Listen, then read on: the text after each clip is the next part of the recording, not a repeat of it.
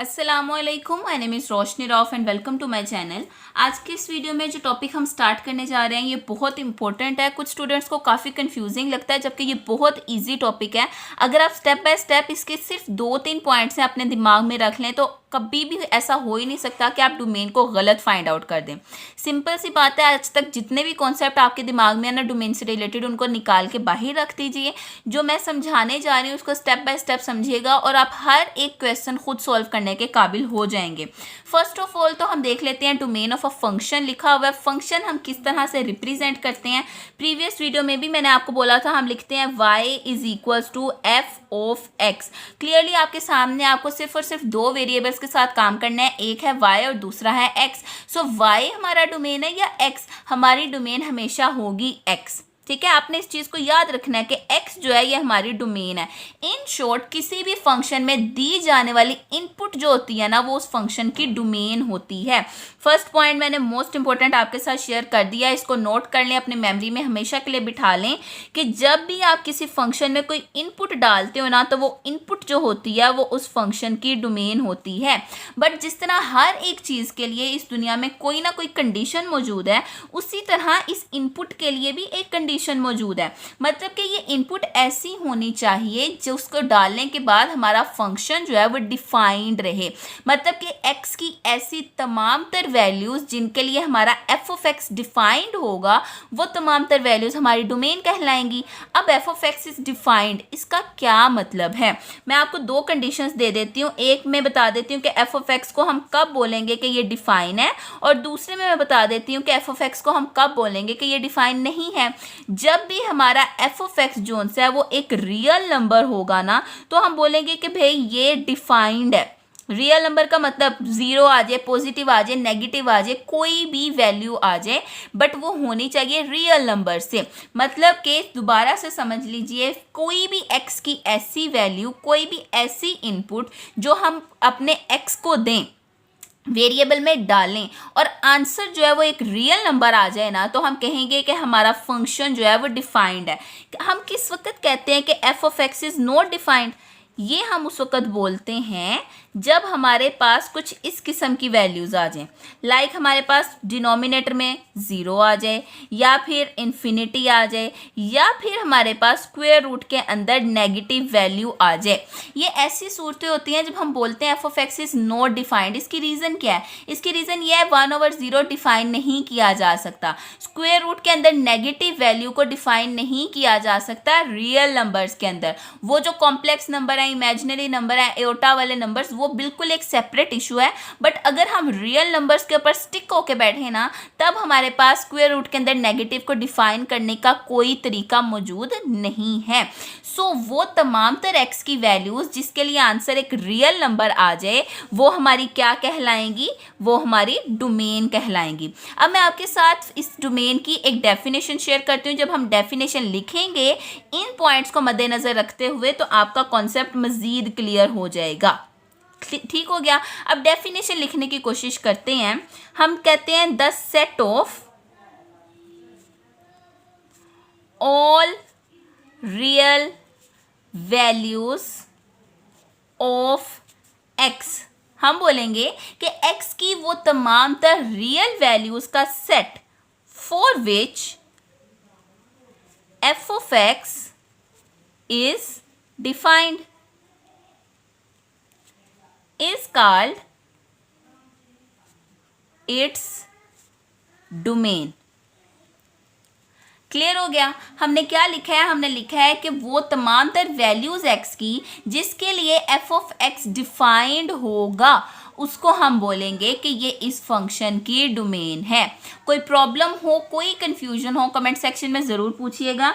Next में जब आपके साथ क्वेश्चंस को शेयर करूंगी ना तो आपको मजीद क्लियर होता चला जाएगा कि इस डिफाइंड का मतलब क्या है। एक बात हमेशा याद रखिएगा, जब भी आप किसी फंक्शन की डोमेन फाइंड आउट करते हो ना तो ये जो है ना डिफाइंड का वर्ड ये मोस्ट इंपॉर्टेंट होता है। मतलब कि जब भी फंक्शन डिफाइंड है, मतलब कि एक रियल नंबर है, तभी वो उसकी डोमेन है। अगर स्क्वायर रूट के अंदर नेगेटिव आ जाए, अगर 1 के ओवर में 0 आ जाए, अगर इन्फिनिटी आ जाए तो हम बोल देते हैं कि ये डोमेन में शामिल नहीं नहीं किया जाएगा। अब एक दो क्वेश्चंस मैं यहाँ पर आपके साथ शेयर करती हूँ, बल्कि मैं सारे जितने भी बुक में क्वेश्चंस दिए हुए हैं सारे सॉल्व करवाऊंगी। मैं यहाँ पर आपकी टेक्स्ट बुक में जो क्वेश्चंस दिए हुए हैं ना वही आपके साथ शेयर करने जा रही हूँ, ताकि आप कनेक्ट कर पाओ और आपको कोई प्रॉब्लम ना हो। मैं एग्जाम्पल के तौर पर कुछ और क्वेश्चंस भी दे सकती थी, बट जो बुक में दिए हुए क्वेश्चंस हैं जब आप उनको देखोगे तो आपको ज़्यादा क्लियरली समझ में आएगा। आज की इस वीडियो में जस्ट डोमेन को हम आपके साथ डिस्कस कर रहे हैं, नेक्स्ट वीडियो में रेंज को करेंगे।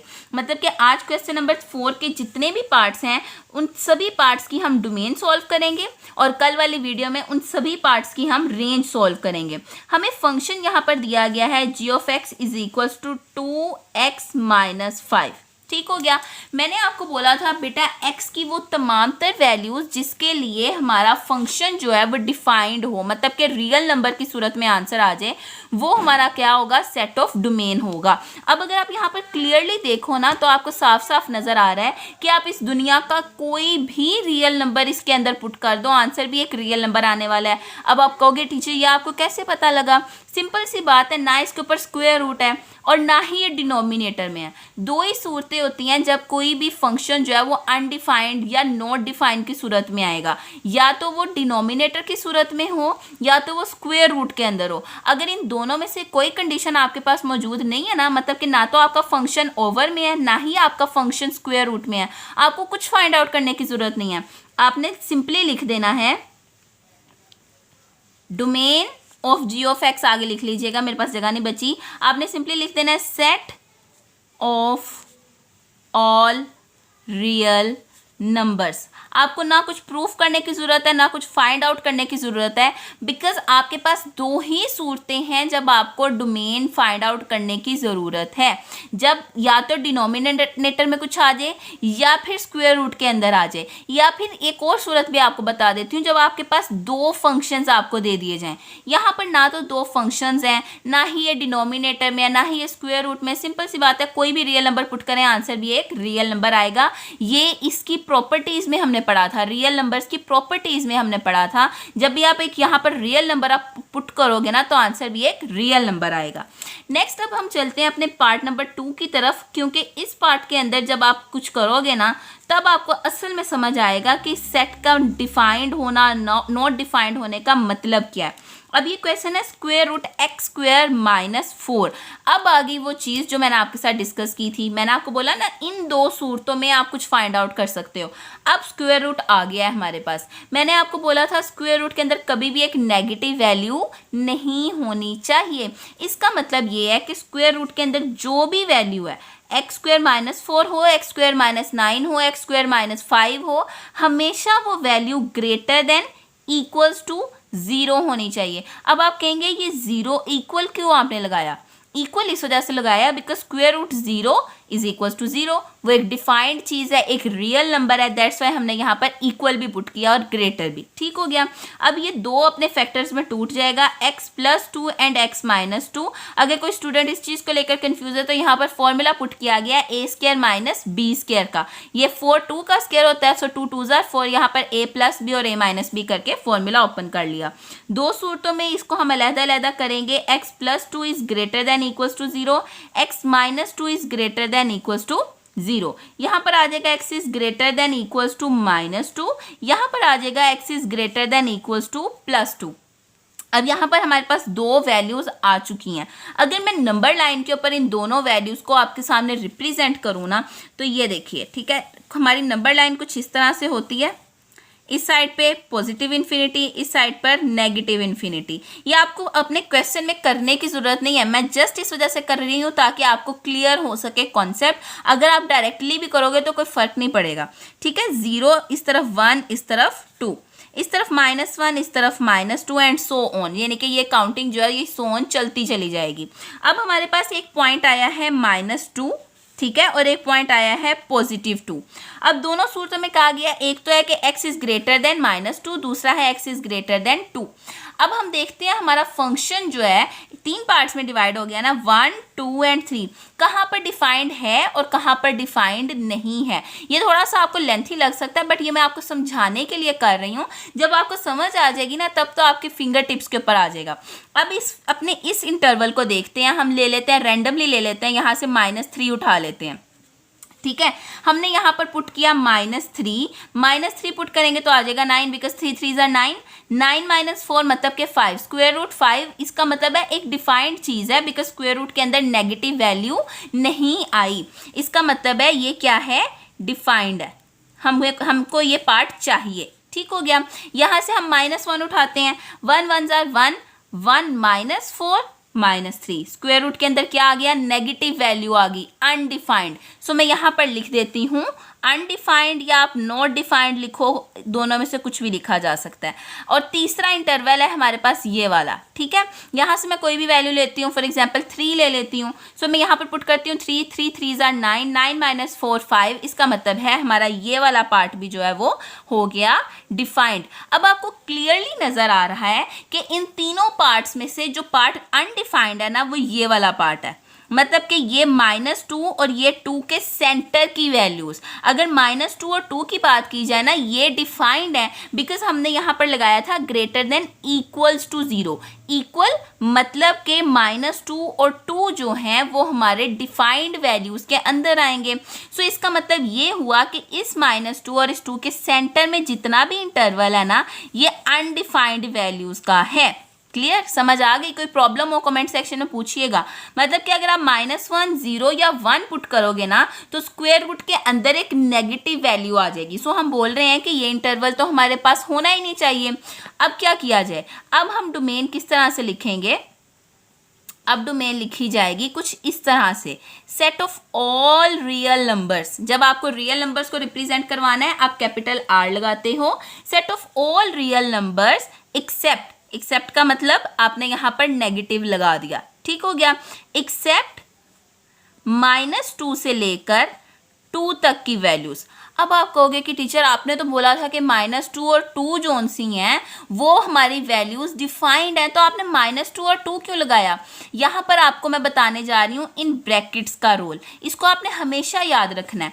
ये जो सी इस तरह से राउंड ब्रैकेट्स लगती हैं ना ये होते हैं हमारे ओपन इंटरवल्स, ठीक है। अब जब भी राउंड ब्रैकेट लगाते हो ना इसका मतलब ये है कि ये -2 और ये 2 जो है ना इंटरवल में शामिल नहीं है, हम ये दोनों वैल्यूज पुट नहीं करेंगे, इसके सेंटर की वैल्यूज पुट करेंगे। जब भी हम स्क्वायर ब्रैकेट्स लगाएंगे तो ये होते हैं क्लोज्ड इंटरवल्स। क्लोज्ड इंटरवल्स का मतलब क्या है? क्लोज्ड इंटरवल्स का मतलब ये है कि अगर मैंने 2 पुट किया यहाँ पर और यहाँ पर 4 पुट किया तो इसका मतलब है 2 3 4, ठीक है। और अगर मैं यहाँ पर 2 और 4 पुट करती हूँ तो इसका मतलब है ओनली 3, 2 और 4 को शामिल नहीं किया जाएगा। आई होप सो कि आपको इस क्वेश्चन की अच्छे से समझ आई होगी। ये इतना डिटेल में करवाने की रीज़न ये थी कि नेक्स्ट जितने भी क्वेश्चन मैं आपके साथ शेयर करने जा रही हूँ ना उनमें आपको कोई प्रॉब्लम ना हो। अब नेक्स्ट चलते हैं पार्ट नंबर 3 की तरफ, जिसके अंदर हमें अगेन एक स्क्वायर रूट दिया गया। अब तो आपको समझने में करने में कोई प्रॉब्लम ही नहीं होनी चाहिए। g of x is equal to square root x plus 1। Clear हो गया। अब x प्लस 1 हमें दिया गया है, x प्लस 1 आप अच्छी तरह से जानते हैं आना चाहिए ग्रेटर देन इक्वल्स टू 0, मतलब कि x is greater than equals to -1। अब हमारी वैल्यू उन्होंने क्या बोली है कि हमेशा या तो -1 होनी चाहिए या -1 से ग्रेटर होनी चाहिए, अदरवाइज हमारा जो आंसर है ना वो कभी भी डिफाइंड नहीं होगा। सो हमें क्लियरली नज़र आ रहा है कि इसकी डोमेन क्या हो सकती है, -1 से लेकर पॉजिटिव इन्फिनिटी। यहाँ पर क्लियरली लिखा है ना x is greater than equals to -1, -1 से लेकर इन्फिनिटी तक आप चले जाओ। अब इन्फिनिटी जो है वो डिफाइंड चीज़ नहीं है, मतलब कि हम इन्फिनिटी तो नहीं ना कहीं पे पुट कर सकते, इसलिए यहाँ पर पुट किया जाएगा ओपन इंटरवल। और अगर बात की जाए इस -1 की तो यहाँ पर इक्वल लगा हुआ है ना, इसका मतलब ये -1 शामिल है इंटरवल में, दैट्स वाई इस साइड पर हम लगाएंगे अपना क्लोज्ड इंटरवल। नेक्स्ट चलते हैं पार्ट नंबर 4 की तरफ। अब देखिए हमारा काम थोड़ा सा फास्ट हो गया, क्यों? क्योंकि हमने पहला जो क्वेश्चन ये आपको करवाया ना थोड़ा सा डिफिकल्ट था, जो वो हमने काफ़ी डिटेल में किया था। इस वजह से अब नेक्स्ट जैसे जैसे हम क्वेश्चन करते चले जाएंगे ना वैसे वैसे हमारी स्पीड भी तेज़ होती जाएगी। नेक्स्ट है पार्ट नंबर 4 जो कि है g of x is equals to x minus 3। अब अगर इसकी बात की जाए ना तो ये बेसिकली हमें किस में दिया गया है, मोड के अंदर दिया गया है। हम क्लियरली जानते हैं मोड का मतलब क्या होता है। तमाम तर स्टूडेंट्स जो से हैं वो पढ़ के आए हैं 9th 10th में। मोड का मतलब होता है कोई भी वैल्यू आप इसके अंदर पुट करो तो वो पॉजिटिव होकर बाहर निकलती है। इसका मतलब है आप इसको तो फिलहाल इग्नोर ही कर दो, इससे कोई फर्क नहीं पड़ता। बच गया x माइनस 3, मतलब कि ना तो इसके ऊपर स्क्वायर रूट है ना ये डिनोमिनेटर के अंदर है। सिंपल सी बात है, आप माइनस इन्फिनिटी से लेकर प्लस इन्फिनिटी तक इसके अंदर कोई भी रियल नंबर पुट कर दो, कोई फर्क नहीं पड़ने वाला। सो मैं यहाँ पर लिख देती हूँ माइनस इन्फिनिटी से लेकर प्लस इन्फिनिटी तक। याद रखिएगा जब भी इन्फिनिटी यूज की जाती है हमेशा इंटरवल्स जो से होते हैं वो ओपन रखे जाते हैं। अब चलते हैं पार्ट नंबर 5 की तरफ। पार्ट नंबर 5 में हमारे पास उन्होंने क्या किया है कि एक ऐसा फंक्शन दे दिया जो दो पार्ट्स में डिवाइडेड है। एक है 6x प्लस 7, दूसरा है 4 माइनस 3x। और उन्होंने बता भी दिया है कि ये फंक्शंस डिफाइंड कहाँ पे हैं, मतलब कि अब तो आपको फाइंड आउट भी नहीं करना कि ये फंक्शंस कहाँ पे डिफाइंड होंगे कहाँ पे डिफाइंड नहीं होंगे। सिंपल सी बात है, उन्होंने आपको बता दिया है। ठीक है, सो अब हम यहाँ पे क्या करते हैं, एक नंबर लाइन बना लेते हैं। इस नंबर लाइन का आपको बहुत फायदा होने वाला है।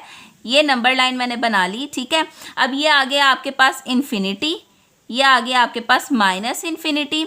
दो पॉइंट्स उन्होंने जो आपको दिए हुए हैं, बल्कि एक ही पॉइंट समझ लें, -2 दिया हुआ है। ठीक है, सो मैं यहाँ पर इसको रिप्रेजेंट कर लेती हूँ -2।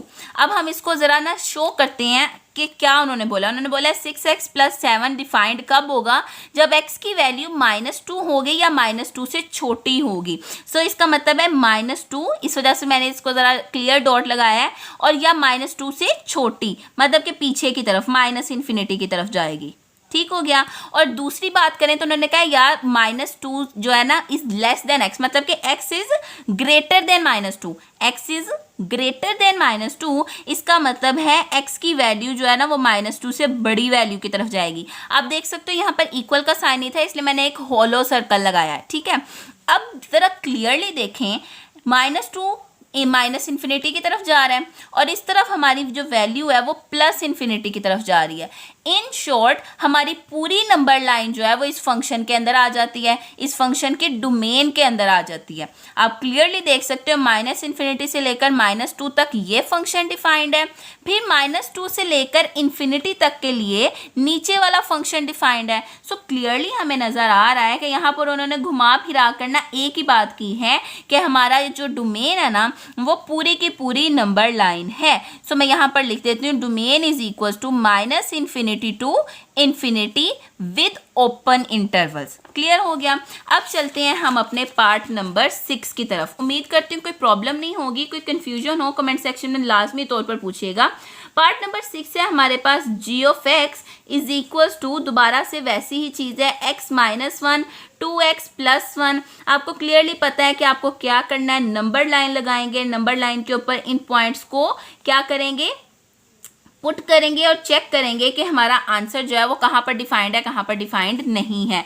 एक नज़र जब बुक के ऊपर होना तो इसी तरह फिर x जो है ना वो बेचारा लटक जाता है। अच्छा, अब क्या होगा, हमने यहाँ पर अपनी नंबर लाइन बना लेनी है सिंपल सी। ठीक है, 3 को हमने यहाँ पर रिप्रेजेंट कर देना है। 3 ये है, ऊपर वाला फंक्शन तब डिफाइंड है जब x इज लेस देन 3, मतलब कि इस तरफ को जा रही है हमारी जो लाइन है, और नीचे वाला फंक्शन उस वक्त डिफाइंड है when x is greater than equals to 3, मतलब कि x is greater than and equals to 3। Simple सी बात है, दोबारा से पूरी की पूरी नंबर लाइन हमारी डोमेन के अंदर शामिल कर दी गई है, मतलब कि minus infinity to infinity. Clear हो गया। अब हम चलते हैं अपने पार्ट नंबर 7 की तरफ। पार्ट नंबर 7 थोड़ा सा डिफरेंट है, डिफिकल्ट कतई तौर पर नहीं है, परेशान नहीं होना आपने। क्या है, x square minus 3x plus 2 over x plus 1। Clear. चलिए अब इसको सॉल्व करते हैं।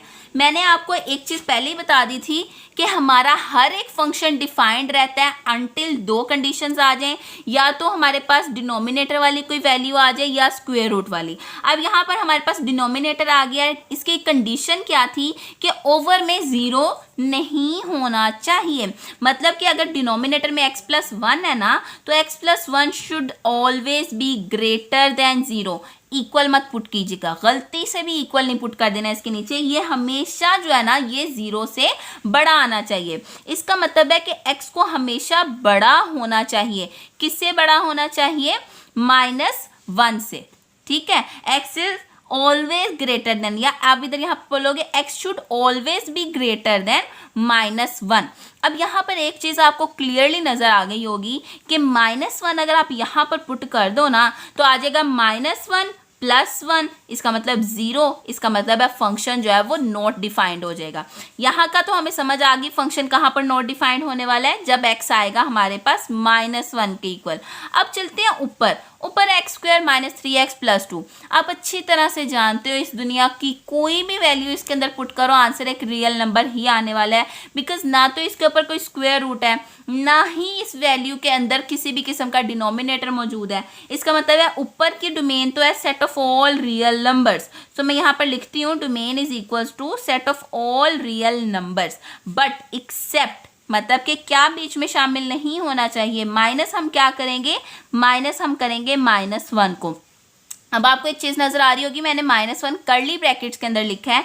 इसकी रीज़न भी आपको अभी बता देती हूँ। इसकी रीज़न ये है कि जब भी आप किसी चीज़ को माइनस करते हो ना एक सेट में से, क्योंकि रियल नंबर्स एक सेट के, मैंने यहाँ पर इस सेट को रिप्रेजेंट किया है, तो सेट एक सेट में से ही माइनस किया जा सकता है। मैं यहाँ पर -1 ब्रैकेट्स के अंदर लिखती तो वो कतई तौर पर गलत हो जाना था। आखिरी पार्ट रह गया हमारे पास, आखिरी पार्ट को सॉल्व करते हैं। उसी के साथ ये क्वेश्चन जो से है डोमेन के लिहाज से कंप्लीट हो जाएगा। फिर कल हम इसकी रेंज को डिस्कस करेंगे।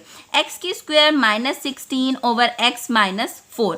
अब यहाँ पर एक चीज़ आप क्लियरली देख सकते हैं, उन्होंने आगे आपको ये भी दिया हुआ है x is not equals to 4। इसको आप एक टिप भी समझ सकते हो, मतलब कि उन्होंने बता दिया कि x जो है वो 4 नहीं होना चाहिए, बिकॉज अगर आप 4 पुट करोगे 4 - 4 करके 0 हो जाएगा।